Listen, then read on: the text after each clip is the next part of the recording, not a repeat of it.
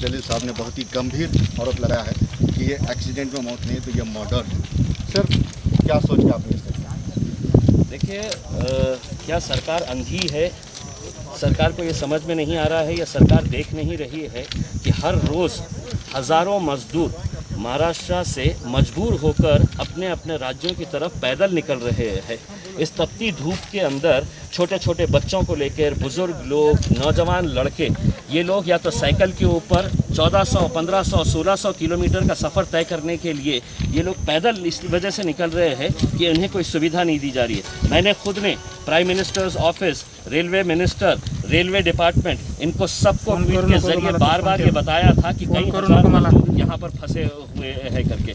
इसके बावजूद अगर ये घटना होती है, ये एक्सीडेंट होता है, तो ये एक्सीडेंट नहीं है, ये हत्या है। और इस हत्या के पीछे रेलवे डिपार्टमेंट के ऊपर हत्या का केस रजिस्टर होना चाहिए, प्राइम मिनिस्टर्स ऑफिस के ऊपर है तो रजिस्टर होना चाहिए। क्योंकि अगर आप सिविल एविएशन मिनिस्टर ये प्लानिंग कर सकते हैं कि 7 तारीख से लेकर 14 तारीख के बीच में इतने हज़ार हम मुसाफिरों को विदेशों से हम यहाँ पर हवाई जहाज़ के ज़रिए लेकर आएंगे, तो इन गरीबों को सड़कों के ऊपर क्यों छोड़ा गया है? मरने के लिए ही छोड़ा गया ना, कि मरने के बाद क्या होगा? इनकी कीमत लगा दी गई है। शिवराज सिंह चौहान साहब ने 5 लाख रुपये का घोषणा की है, महाराष्ट्र के मुख्यमंत्री ने 5 लाख रुपये की कंपनसेशन की घोषणा की है। यानी कि इनकी मौत की कीमत 5-5 लाख रुपये रहेगी। तुम मरो, हम तुमको 5-5 लाख रुपये देंगे करके। अब होगा यही कि रेलवे मिनिस्टर, प्रधानमंत्री है तो कुछ दुख जताएंगे कि मुझे बहुत अफसोस हुआ है करके।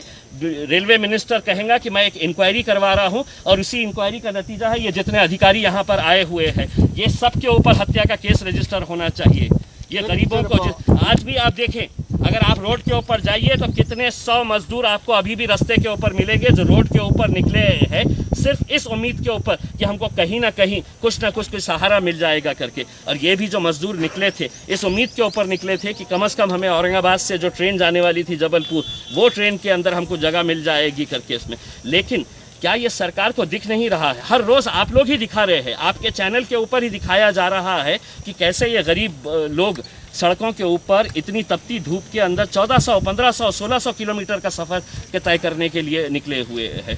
तो मेरे हिसाब से मैं ये मान कर चलता हूँ कि ये एक्सीडेंट नहीं है, इसके ऊपर हत्या का केस रजिस्टर होना चाहिए। और तमाम दोषी लोग हैं जो इसको नज़रअंदाज कर रहे थे, जो विदेशों के अंदर रहने वाले हैं, वो पैसे वाले लोग हैं, तो उनको हवाई जहाज़ से लाने के लिए पूरी प्लानिंग की जा रही है कि कितने फ़्लाइट्स कहाँ से ऑपरेट होंगे करके। क्या ये अंधे हैं? इन्हें दिखता नहीं था कि इतने सारे मजदूर हैं, इन्हें रेलवे ऑपरेट करना चाहिए था? क्या ज़िला प्रशासन, सरकार ने क्या किया है?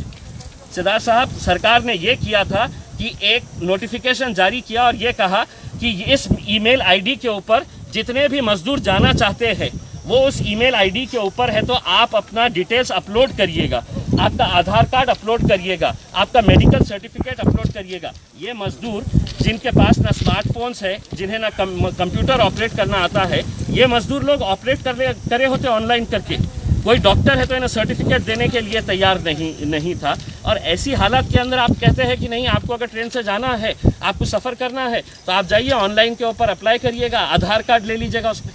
कोई डॉक्टर जब करने के लिए तैयार नहीं था, और आखिरकार 3 दिनों तक आप देखे हैं कि हर जगह के ऊपर इतनी भीड़ लगी हुई है कि डॉक्टर्स का कहीं से सर्टिफिकेट मिल जाए, और कल दोपहर में जाकर सरकार चेंज कर देती है, नहीं हमको डॉक्टर का सर्टिफिकेट नहीं चाहिए। अब आप जाइए रेलवे स्टेशन के ऊपर जाइए, और आपको है तो सिर्फ डॉक्टर है तो आपका थर्मामीटर से चेक करेगा।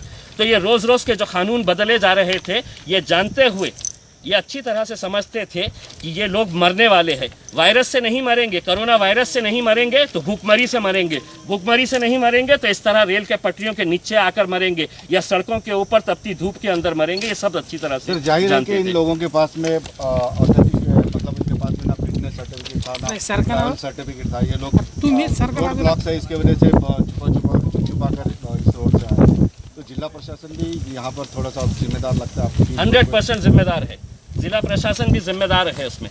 क्या ये सरकार की जिम्मेदारी नहीं है, प्रशासन की जिम्मेदारी नहीं है कि आप अपने कम से कम, महाराष्ट्र जो है वो हमारी संस्कृति नहीं है इस तरह से गरीबों को, इस तरह से हम लोग जो उनकी पीड़ा देखते हुए हम नज़रअंदाज करें करके।